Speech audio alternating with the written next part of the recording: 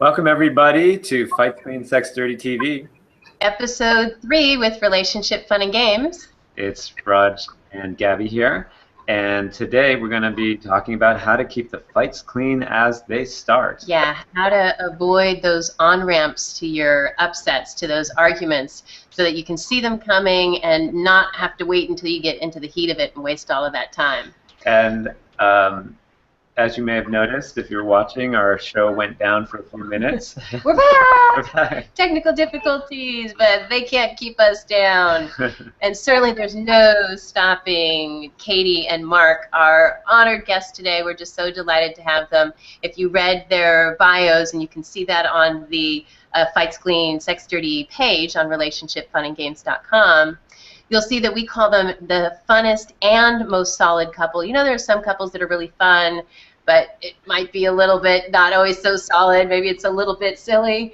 And they're just both. They're just such a wonderful couple. They've got the best, they're just the best role models for like seeing couples be enjoying their lives and their day-to-day, not just like we're partners and that's it and we're going to kind of get through life together, but like really true playmates. And since this show and Relationship Fun and Games is all about a playful, peaceful, passionate relationship, when we sat down and said, who do we want on the show next, they came to the top of our list. So Katie and Mark, we're so happy to have you. Good to see you guys. Thank you. Thank you for having us. We love you guys so much. We're so happy to be here. That was awesome! So just a little reminder about the format and flow of the show. Each week we alternate between how to keep the fights clean and the sex dirty, so that you can come and get the content that's most important to you. And then we also rotate by going through before, as it starts, during, and after, so that you can find not just the area and topic, but when that tip is best applicable, so that you're not looking at a bunch of theory and all sorts of general information, but really some fun, practical, specific tips that you can apply just where and when you need it the most. And today, as we mentioned, we're focused on how to keep the fights clean as it starts. This is ultra important because you know, how many of our listeners see the beginnings of an argument happening, and you know, you kind of know that you could pull out of it, kind of like with the plane, it's nosediving, it's like pull out, and you don't do that, and you freaking crash, and you earn an argument that turns into a massive argument, and then you waste like the evening or a special weekend, or you know, happens often when you're at your family, visiting your family, things of that nature. So this tips for how to keep the fights clean as they're starting is super important and very, very, very useful to have the most enjoyment in your relationship and not succumb to spiraling down into these arguments that waste a ton of time and energy, and also have people not want to be around you. Right? So one other brief reminder just about the show is about halfway through, we'll make it live so that you can ask your questions either on video or you can do it through chat, whichever you're most comfortable with, but we'd love to hear from you. And of course, you get to ask your questions to Mark and Katie as well on how they keep the fights clean as it starts. If you see me looking off to the side from time to time, that is because we usually have a moderator with us. Managing the back end of the show, but they couldn't make it on this show, so I'm doing double duty. That's maybe the technical difficulties we've had today. Yeah. It shows that what we want to have in place, but thanks for your patience today. So let's take it away. Let's take it away. Yeah, so we're going to just give you a couple of tidbits, a few tips of Raj and ours, and we're going to hear what Mark and Katie have to say about those and how those show up in their own relationship. And then we're going to ask Mark and Katie what some of their favorite tips are for this area and how to avoid an argument before it gets started or just as it's on-ramping. And, of course, then we're going to hear questions from you. So a couple of the tips. This one, Great Minds Think Alike, this is the one that we wrote about in the blog this week. So if this is something that you're experiencing in your life, you can go and get even more detail there. But we're going to give you 3 brief tips here. One a little bit more, a little meatier, the Great Minds Think Alike, and then we're just going to plant the seed for 2 other little tips that we'll talk about in later seasons. This season, I don't think we mentioned already on tonight's show, is the season of peace. Because we're going into the holidays, it can be a stressful time, so it's all about how to create peace in your relationship. And then next season, which starts in February, is going to be the season of passion. And last season was the season of play, because of course we've got a playful, peaceful, passionate relationship. So we'll focus on those 3 seasons each year. But for now, peace. Yeah, and practice these because you'll need them during the holiday season. Right? And in fact, we call these peace practices. We look at what are our friction factors, what are those things that cause problems for us, and then what are the peace practices. So this is one of those peace practices.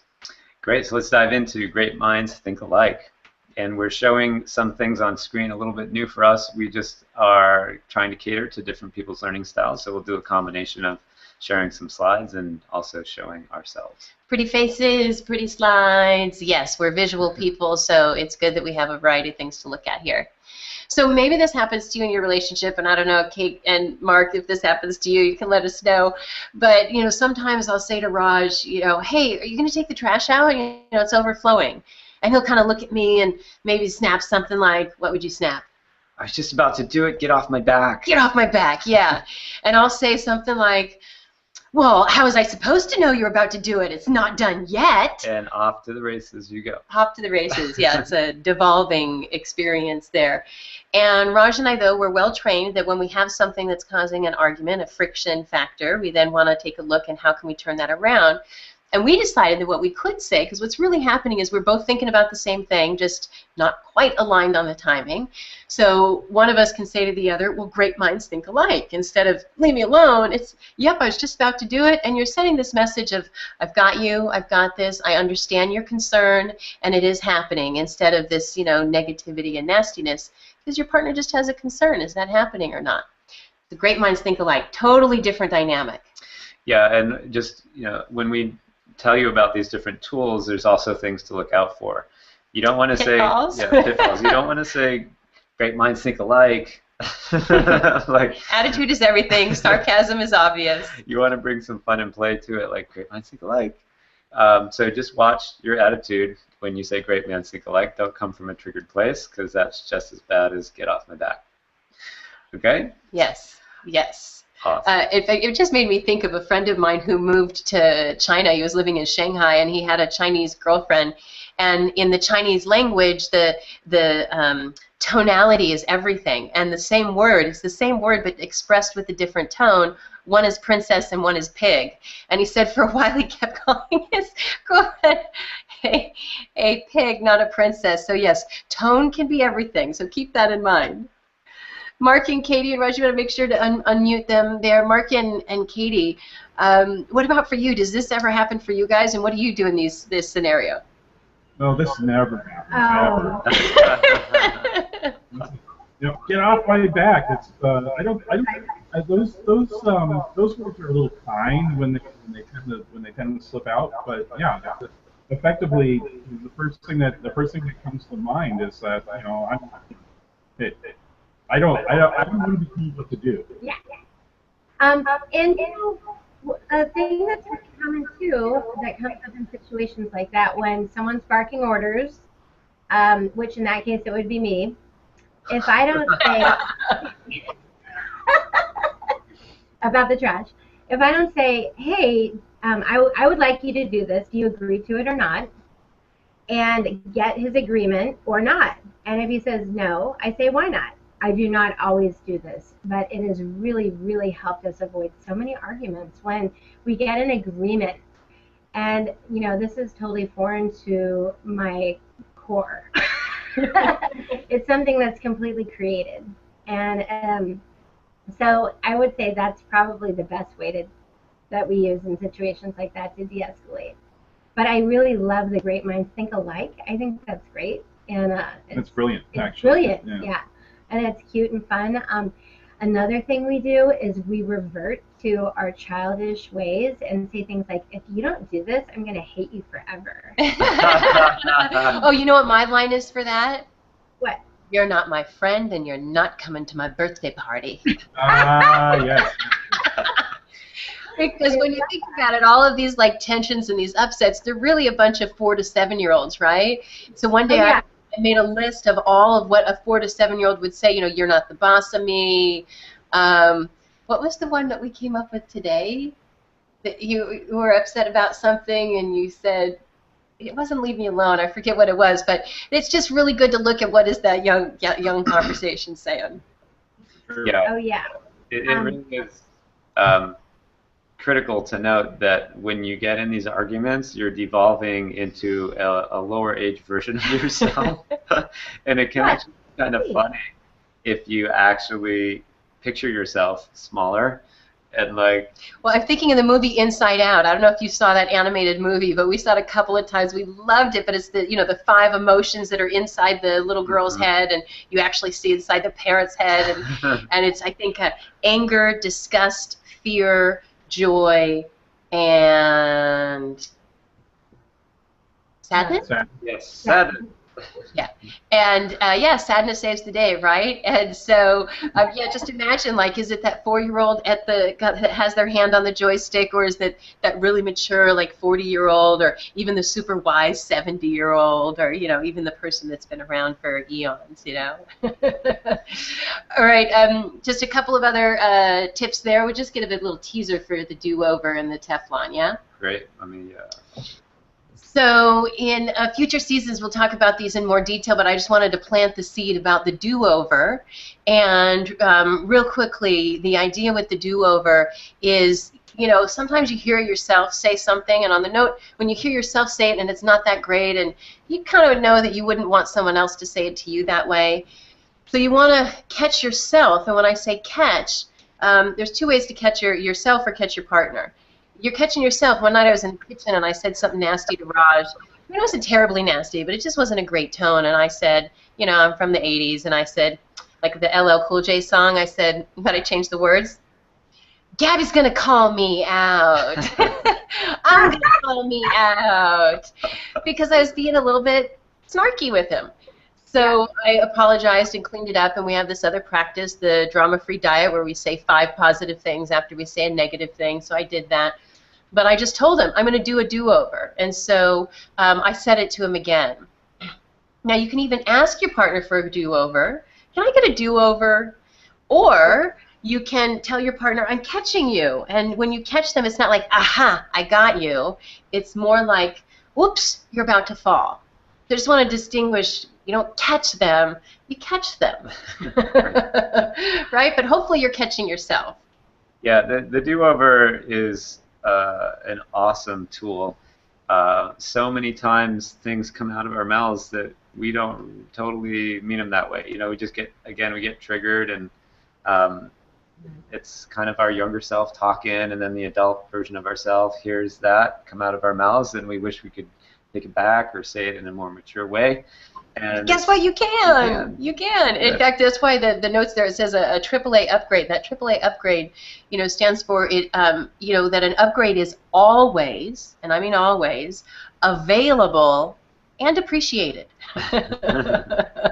So always available and appreciated. A AAA upgrade. And it makes a huge difference to your partner if you catch yourself. Like, can I do a do-over? It just practice this again and again, and you'll see it just immediately diffuses the issue, because the person, all of a sudden, their hair raises on their back when you say it in a certain way, and you're like, can I get a do-over? And they're like, okay.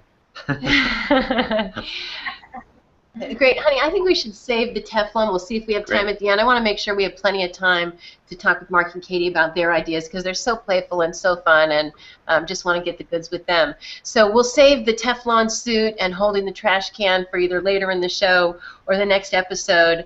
But anything either about do-overs, or then, you know, if not, you can move on to any of your great ideas and what you do when you see an argument headed your way. How do you head it off at the pass?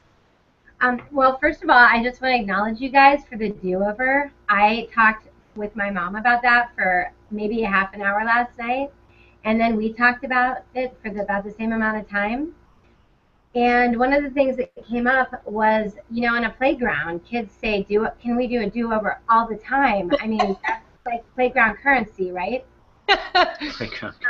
And when you grow up, you're like, well, I'm an adult now, so I don't play those games, those kiddie games. I don't play those. Yeah, I was never a kid. Actually, pictures, that's not me. You know, I was always an adult. And when you tell adults that they can have do-overs, it's like this whole world of freedom opens up, where they're like, wow, I can like feel like a kid, act like a kid, acknowledge my past, and have fun.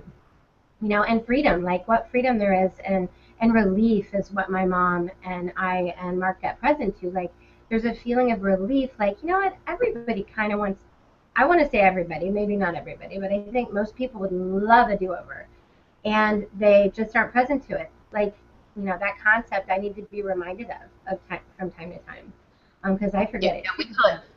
It's so fun. The last time We call it playing peace. Sorry, there's a bit of delay. Go ahead, Mark.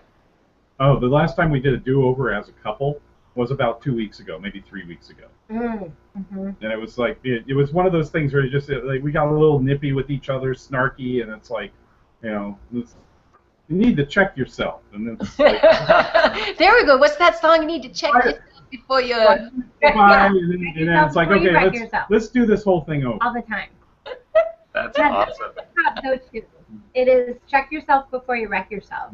Oh, great. There you go, right? I can't even say, like, I need to check myself as much, because when you say check yourself, it's extra funny because it totally takes all the pressure off me and puts it all on him. And it's hysterical, you know, and ridiculous. So it makes us both laugh. So you say check yourself to him if you would like him to do a do-over? Yeah, totally. Yeah. And of course, and if I say something dumb, like, I'll look at him and be like, you should check yourself. That's, I don't know, the wording, you guys can totally get away with that, but you gotta, of those out there, you know, this is advanced level they're playing here. So just make sure, again, remove the sarcasm, make sure it's absolutely authentic, and you are being playful, because I've had long discussions with people about this, that sarcasm is not humor.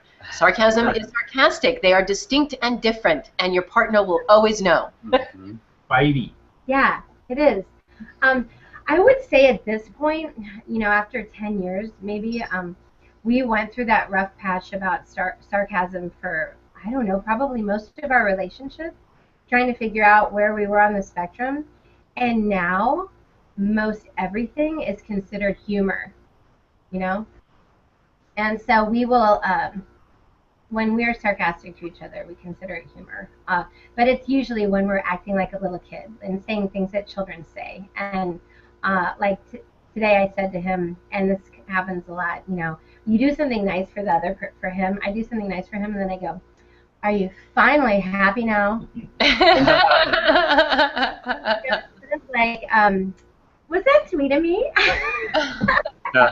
He just laughs. But yeah, it is. It definitely comes up a lot with us. But I love your distinctions, and I love the concept of authenticity, especially when you haven't had, you know, the length of time that we've had to, like, iron out those rough spots. How did you transition? I think. Can I just make a point? What you just said before you ask that new question? I love what you just said about, you know, some people haven't had the time to work those things out, because that's a very unique mindset. And on the first distinction we ever talked about on the very first episode was context is king. Context is everything. And you know, if that you're like, we've had 10 years to work this out, most people think, oh, it's 10 years of slogging through these issues. But there actually is a gift that you give yourself of overtime if you're committed to looking at the patterns and what we call retire the repeat arguments.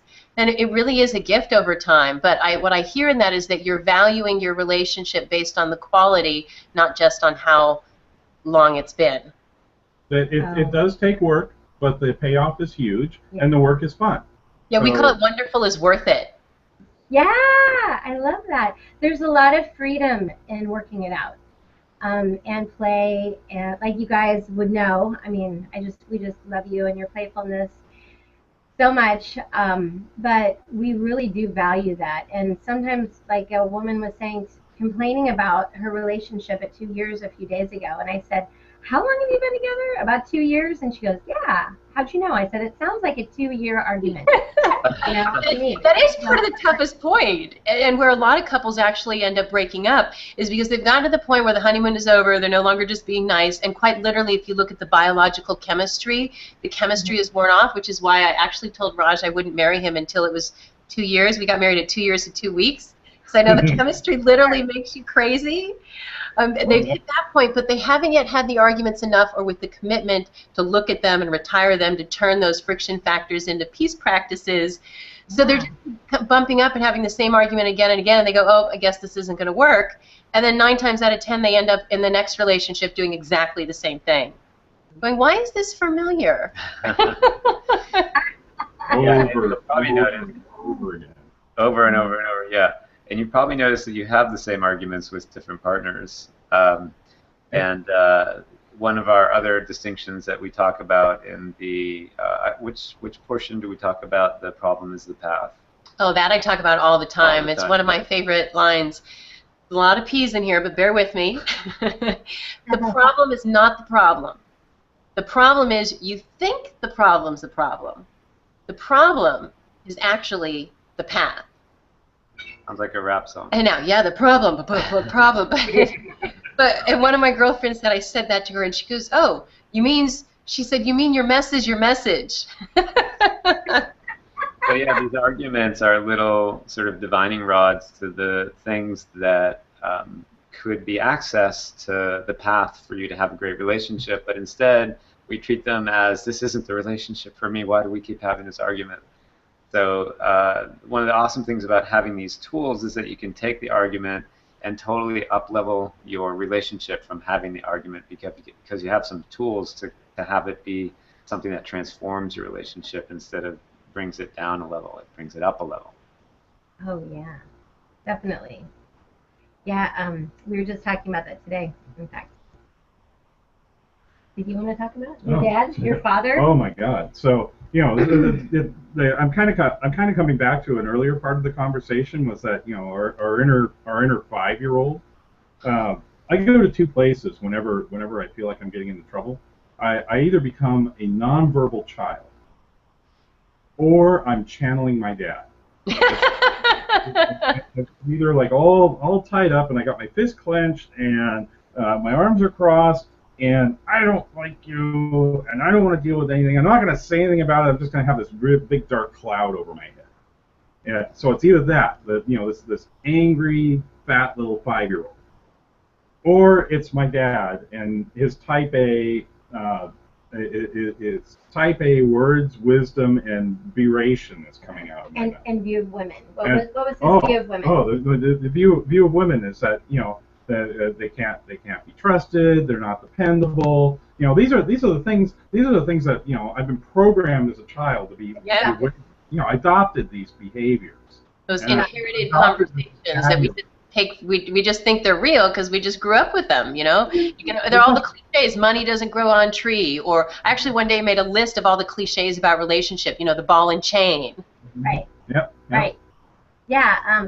Well, we agree that we adopted these views, and I adopted my views of men from my mom, and she never told me. They sound the same. They sound so alike. You can't trust men, you can't depend on men, don't put all your eggs in one basket because they're going to leave you someday, and you're going to be alone. And I have put that like a cookie cutter on top of every single relationship I've ever had, and I've had so many, it's been a continuum until I realized that my view of everyone I've ever been with came from, and I can't remember, I was in a seminar and it came up and I had this amazing moment of clarity, and I just realized that every man I've ever been with has been the relationship is played out according to the views that my mother had of men that I adopted. The messages I adopted and I created. She never said those things to me, like you should do this or think this, but I created them and I ran with the ball. And the benefit of that for me was I already knew what you were up to. And if I already know what you're up to, then I've got the ball. And you are going to have to, figure me out. Because I already know what you're up to, and I've got the upper hand. So it was a power and control thing. I mean, it is a power and control thing that comes up still. But just recognizing it, not making myself bad or wrong for having those thoughts, but going, oh, it's just that place I go. I always go here. There you go again. Yeah, there I go again. It's like a Ferrari dump truck. Like, Whoopsie daisy. I'm sorry. Well, that's that whole idea of catching each other again. You know, if someone was going to fall over, you know, you go, oops, you know, and it's that same thing. You're just emotionally about to fall over. It's so cute. I love that. Yeah, one of the tools that, or distinctions that is really present for Gabby and I is this whole concept of your partner not being your enemy. Oh, yeah. And the more that these little tiffs come up, the more you can treat your partner as your enemy. And that it's just like a recipe for disaster and misery. Like even today, Raj and I were talking about, I'm a total extrovert, he's an introvert. We're talking about our travel plans for the holidays. And I just, you know, I just suggested, you know, a change to the plans possibly, and we would do what he wanted. And he got really upset and he said something like, you know, you're throwing all this at me. I was like, I'm on your side. We're going to do what you want. I'm not throwing anything at you. And that's when I need to get one of those big foam fingers. So I tell him, I'm your #1 fan. You know? You know what I said last night? I go, put your sword and the shield down. Okay. Right. And that comes up a lot, you know, in those moments. But it makes us laugh. Like, I'll go, okay, put your sword and shield away. And he'll go, okay. You know, I'm not. And if we were to say, like, great minds think alike, that would be a great thing to say at that moment. So I'm going to take that on. I think it's really ironic that we tend to take an adversarial battle position with the person that's closest to us. That's like go-to. That's like innately programmed into our minds through various forms of media, how our parents taught us. I mean, all these sources, our friends, and then we just blindly take it on, and then that becomes the filter, the lens of which we observe our entire environment. And so it's really ironic. This is the person's closest to me. Yeah. And then, you know, the ego is going to win this. Get out the machine guns and the tanks, and it's like, no. Yeah, it's like General Patton, you know, Jacob Glass says, when we have special love for people, we also have special hate. Makes me laugh every time I think of it. I love them so much, but it's so true. It's the people that we're the closest to that we tend to think that we can take out our frustrations on. And I have a friend that says, if you think you're spiritual, go home for Thanksgiving. I know, right? You know, someone says to me that a family is like a bad fish. After 3 days, it starts to get stinky. Fish and family. I love my family. We do, but yeah, I totally get it. They say if you're transformed, yeah, certainly go spend some time with your family. We'll just see how transformed and enlightened you are. Yes. So really, it's interesting. So this came up for you guys the other day, this whole enemy thing? Last night. No, we were laughing about it. Yeah, it was the whole thing. It was just we were you know, kind of lounging in the living room and listening to some music, and it's like, this is, you know, the irony of this is astounding. Yeah. We're supposed to be relaxing and having fun, but of course, you know, we had a stack of records on the LP player, and there were 6 of them, and I thought we'd already flipped it over. Well, I wanted to hear some other stuff that we got, so I put them all away because I figured when he gave me his answer that, you know, we'd already heard that side of the records. This is some serious shit here, right? I mean, Life and death. This is we're going to lose the farm here. And so, okay, this is where he goes, if I can speak for you, which we agree, because he goes, you don't love me. You're trying to do things to me that are going to make me angry, and I need to defend myself. I just thought of it, Katie, what we can do at that time. I just thought of it. I'm going to get you, my pretty. I love that one. I usually go, you've had a nice run, but you know what? I'm going to send you to the glue factory now. Yeah. You know? Well, and to be playful is certainly important in those moments. You know, I'm going to get you pretty, or I'm your #1 fan, either one. But you're bringing some humor and levity to that situation as that tension is starting to build. So it just gives people the opportunity for the out or the little quick awareness of, oh yeah, I am kind of falling into a little bit of nastiness. I think it was about a year ago, Raj and I, maybe longer, because this was actually, time is, you get older, as they say, it's so cliche. It's probably more like 5 years ago now. But one day Raj and I were fighting. He called me an ogre bitch. Is there an ode to onions involved in this? And I started laughing, and I said, oh, really? Would you want to be right about that? Because where that leaves you is married to an ogre bitch. Yeah, that really got me there. I love that. And that's what we say. We go, you picked me. And if he says, thing or whatever, I'll go, you picked me, so you must like, ogre bitches. I do. And he laughs hysterically. Does it for you. I love that. That's such a good comeback. You guys are so freaking cute. So, I was going to ask you earlier about how you made the transition from sarcasm to play. You had said that for some number of years we were sarcastic. I think. Yeah, we had a lengthy discussion about it. We got to a point where kind of our entire humor was surrounded with snark. There was there were a number of critical mass. Well, it was a critical mass. There were a number of websites that we went to that were gossipy and trolls. We're hanging out with trolls under the bridge. I admit I'm an internet troll as well, and snark is I consider snark and puns to be the two finest forms of humor on the internet. Which I'm sure there's probably millions of people that would disagree, but I'm rather fond Not a snark fan here, folks. So anyway, with that said, we actually got into a discussion about how that was infiltrating our lives and ultimately our happiness, and we had a fairly lengthy discussion on this nice cushy, what we call it, landing pad, but. Anyway, we were having a conversation. I don't think there were any clothes involved in this conversation. That's probably a good strategy. A nice, comfy spot and no clothes.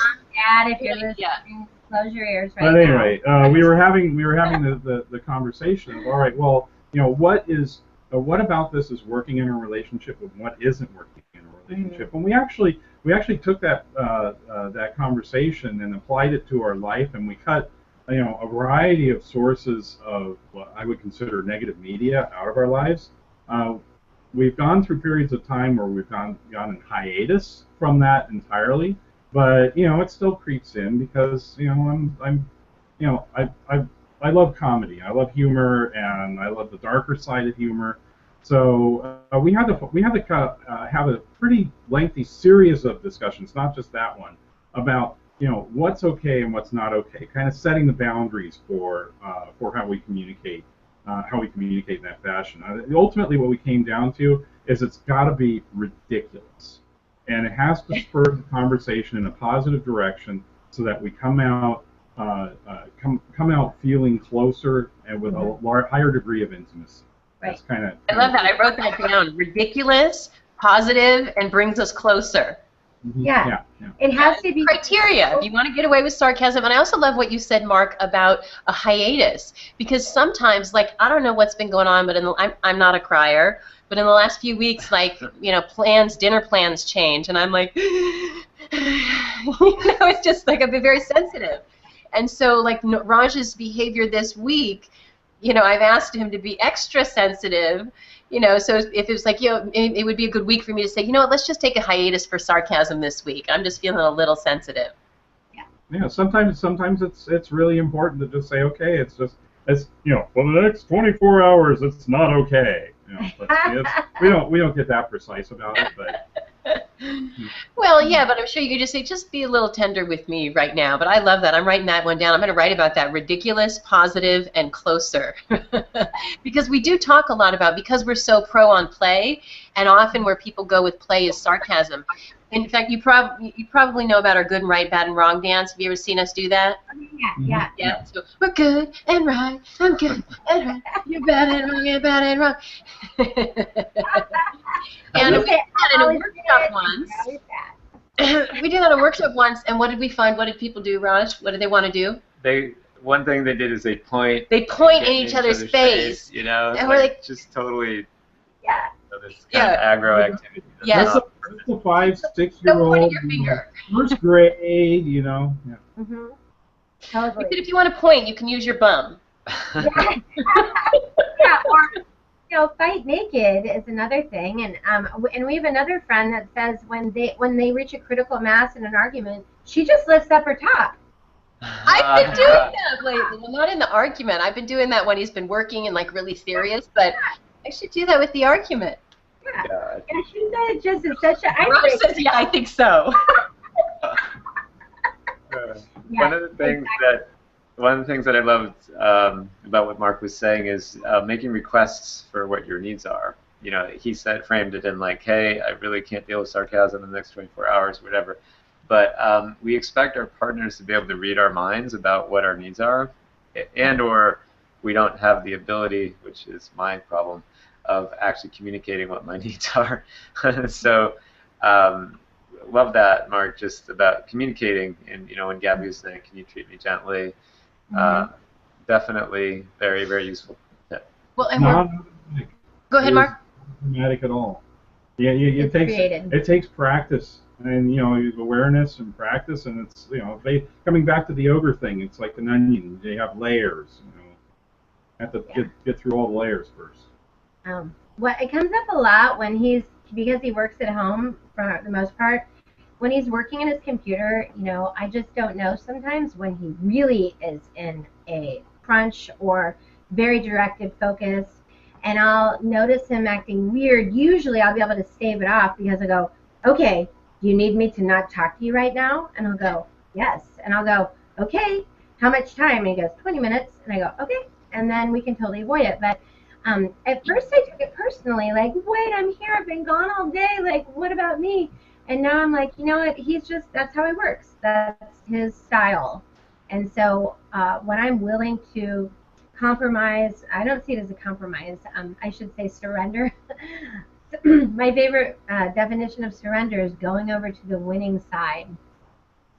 And so when I surrender my reaction and just say, this is what he needs right now, everybody wins. But I used to take it personally when we first started dating, and now I just realize that's just how he works, you know? Yeah, I'm going to call that the cone of silence. I'm needing a cone of silence. Yeah, I like that. I forget what show that was from, like Maxwell Smart. I'm writing that one down. Maxwell Smart or something is going into the cone of silence, you know? Yeah. So because I need you know, maybe take your shoe off and pick your shoe up with your phone and be like, I need to go into the cone of silence. Yeah. Well, I go, I'm backing out slowly. Not making any sudden moves. You know, master. But then he'll say also, he'll say, I need to be in my cave right now, too. You know, I need to be in my cave. Be on my cave. Cave time. Okay. Cave time. You know, I wanted to ask you guys, you know, what you do in terms of judgment, because, you know, as a human being, first of all, we're complicated enough on our own just to understand our own emotions, and then to have the interaction with somebody else's and their background and their upbringing and how their day went and if they're hungry and if their computer crashed and all those different elements. And then you bring the two together and you're trying to navigate, you know, all of those emotions and hunger levels and all of those factors. You know, it can be really challenging. And then when you look at communication, I mean, literally just going from the thought in your mind to having to encode it into words, to then having to speak it, to then them having to hear it, to them then having to decode it, make up their own mind, think of something, encode it, and get it back to you. One piece of communication has a minimum of 8 places that it can break down. So to have some compassion that we're all very complex, But the question was, sometimes, we get into a judgment, like the dumbest things, that shouldn't be there. For years, Raj and I thought for years, in the early days that we learned this, we got past this. The bed. About the bed, yes, Yeah. see, he knows. It's so silly. But how we make the bed. He didn't Every like how morning. well I made the bed every day. It's like, can you please make the bed like an adult? I'm like, if you want to make it a certain way, then you make it. It's really funny, though. We got this turnaround when she's like, I hate it when you pull the top sheet all the way to the end of the bed. Can you fold it over? It was perfect. It's like, Bed made the way you want it, and you make the bed. It was perfect. You waited years for that one. I did. So the thing that I say at that time when I'm being judgmental, like, who cares how well the bed is made? It's made well enough. And, it's not like this. It's just, but who cares would be what I'd say. Inquiry cures judgment is what we came up with. And so it could be in something even a lot more serious, like I can't, if you ever hear yourself say to your partner, your beloved, I can't believe you just did that. Well, there's a judgment there. And so if you find that an argument is going because of a judgment that you're having, I like to say inquiry cures judgment. So just start asking questions. So if you can translate by saying, I can't believe you just did that, into, I'm really curious, why did you do it that way? What are you thinking right now? What's going on for you? And it just completely shifts the dynamic. You guys, yeah. do you find that judgment ever comes up in your relationship? No. Well, we were just talking about that too today. We both feel that we both have this attitude with relationships, like, okay, you had a nice long run, and you had a great life, and you did a whole bunch of stuff, and that's cool. But now that you're with me, you need to really step up to the plate, And so something that's coming up a lot with us, and it's a quote that we keep repeating to each other when we don't always do this, but it's come up a lot lately, and we've luckily been able to, work with it and get a lot of progress through just saying, far be it from me to assume that you're done being perfected when I myself have not been perfected either. And it makes the other person joke, and usually it's the person who is the bad and wrong person that comes up with that, But it is really funny. Like, we definitely have, and we recognize that we have a lot of circular arguments that that come up around judgment from the past, and that we have a standard that we hold this special love that we person that we're with too, and when we are able to see how ridiculous that is, and that it's caused a lot of people to run away from us as fast as they could, and it's caused us ourselves to question if we're in the right relationship in the past. Just that little thought, like, aren't you done being perfect yet? Like, and you shouldn't think differently than me, because we're supposed to be like an organism that operates in every way from the same spot, I like to shorten things, so I would so I can remember them, because in the heat of it I like literally lose my mind. When I'm in that place, I'm gonna say it like this: I'm half baked, honey. I'm not done. I'm half baked. I've got a ways to go. Oh, I love that. I love what you guys are saying, because sometimes we just need to get out of jail free card, and we're in the middle of being a jerk to our partner, and I think I'm tracking the conversation, but if not, I still like this. That to be able to say that, I'm half baked or whatever, it allows you to gracefully step out of being a jerk and acknowledge that you're still human. And we have this other one that it reminded me of it's called Wait For It. It's from Braveheart, and it's when you know that you're totally on it and you're upset, yet you're persisting in being totally on it and upset. You need a little lifeline to help pull you out of. You see it, and you know you're going to go there, but you just can't get off the upset first and let it go. Yeah. We'll go, Wait for it. And Wait for it. It's like, I'm not quite ready to get off it yet, but I see your point. I'm coming, but I can't quite get the words out of my mouth to acknowledge that what you just said is accurate. And either person can say it. If the person that's on the receiving end of the one being a jerk, and they see there's a little glimmer of possibility of them getting off it, they can say, wait for it. Wait for it. Or you can say it yourself. Yeah. I love that. Our catchphrase is, how long are you going to ride the pig to the fair? How long You know? what? How long are you going to ride the pig to the fair? Or ride that pig to the fair? And we'll say, I don't know, I'll let you know. Or 5 minutes or 15 minutes, but we usually agree that we need a time frame, just to be fair to the other person. Like, give me a few minutes, give me 10 minutes, go away, I need 20 minutes, you know. Usually, you know, if the time scale is measured in more than a few hours, it's not appropriate. It's rare. It's very rare that we don't really have I don't an either. issue resolved within let's say 15 or 20 minutes. Yeah, that's normal. As opposed to you know, being on an anger kick or a you know, feeling miffed for, you know, a period of time. And Yeah. you know, so You put a timer on it. Being mad. Okay, I'm going to be mad and on it for 7 minutes. you know, We should have parents just are like like, you little know, timers a couple in the weeks kitchen. sort of thing. They'll be miffed about something for weeks. Yeah. It's like, how can you deal with this? One of the products that we're going to be introducing in the coming seasons is our 630 Toolkit. And it's this cool little bag. It's actually this pink bag to make it fun, and we could put a timer in there. It looks like a little doctor's bag kind of toolkit. You open it up and it has all these fun things in it to keep the fights clean and the sex dirty. Yes, that is Nice. so awesome. I was thinking like a stand timer would be cool, but it'd be too breakable. You couldn't really throw it in the bag. Well, they have plastic ones, but I kind of like the idea of the ding. So I'm kind of envisioning like a heart-shaped timer, you know, that is like, it's like a return to love, and there's kind of like a heart at the top. That's what I'm envisioning. Nice. Oh, I love it. Right? And We're you can creating do it new relationship in a way. products as we speak. There was actually a really hysterical relationship product I saw. It was on Shark Tank. That's what it was. Remember the elephant in the room? I didn't see that. Oh gosh, so this was this elephant in a glass box, a little stuffed animal elephant. And when there was something that you wanted to talk about your partner in a nice way, you would put out this plush elephant, and it was like in this like little glass box, but they wanted to sell it for like $120. People were like, why don't they just buy a $2 stuffed elephant and put that on the couch?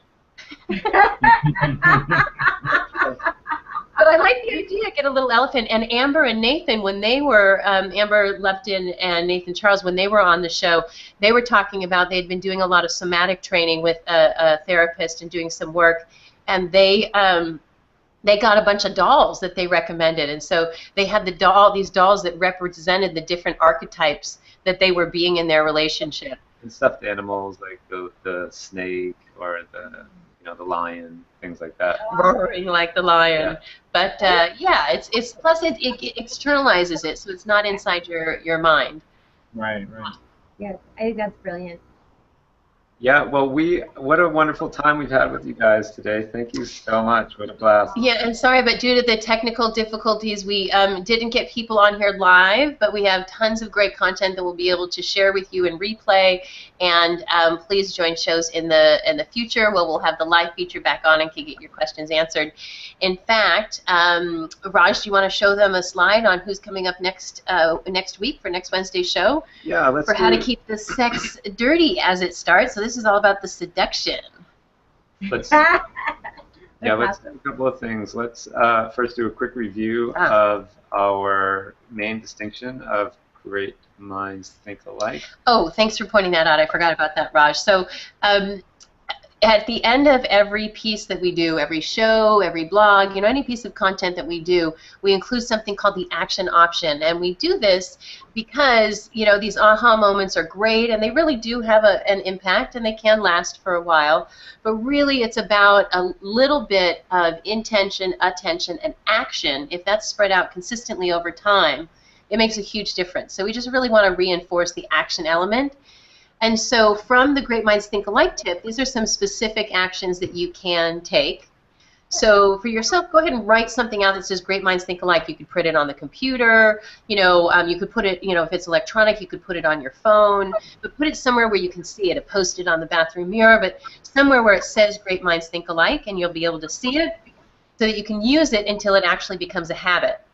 So then the next time that your beloved asks you to do something you're just about to do, then you'll see it there, or you will have been looking at it all week and remember it, and can start making that peace practice into a new normal or into a habit by saying, just smiling and saying, "Great minds think alike."